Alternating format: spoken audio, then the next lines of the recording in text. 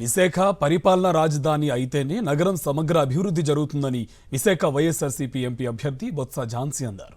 నగరానికి ఇతర ప్రాంతాలతో కనెక్టివిటీ పెరుగుతుందని, మెట్రో నగరాల సరసన చేరుతుందని చెప్పారు. విశాఖలో రానున్న రోజుల్లో మౌలిక వసతులు పెరిగి పర్యాటకం అభివృద్ధి చెందుతుందని చెప్పారు. ఉద్యోగ ఉపాధి అవకాశాలు పెరుగుతాయని అన్నారు.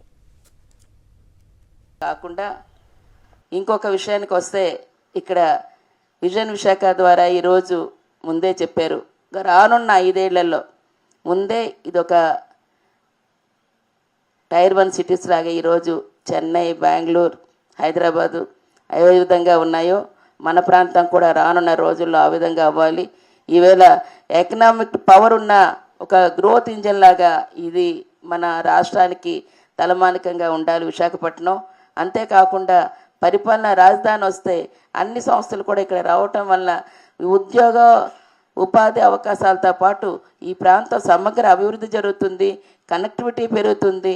మనకు అవసరమైన ఈరోజు ఫ్లైఓవర్లు కానీ, అలాగే రోడ్స్ కానీ, 6 లేన్ కానీ, ఇంటర్నేషనల్ ఎయిర్పోర్ట్ కానీ, ఇవన్నీ కూడా మనకు రావటంతో పాటు టూరిజం కూడా ఇవాళ డెవలప్ అవుతుంది.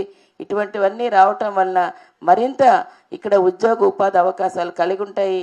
అటువంటి దిశగా వెళ్ళడానికి, అలాగే ఇవాళ వరల్డ్ క్లాస్ యూనివర్సిటీగా తీసుకెళ్ళడానికి దానిలో భాగంగా ఇప్పటికే మనకి ఏదైతే ఐఐఎం లాంటి దాన్ని ఇప్పటికే మనం 450 కోట్లతో ల్యాండ్ అది కూడా ఇచ్చి స్టార్ట్ చేసుకున్నాం.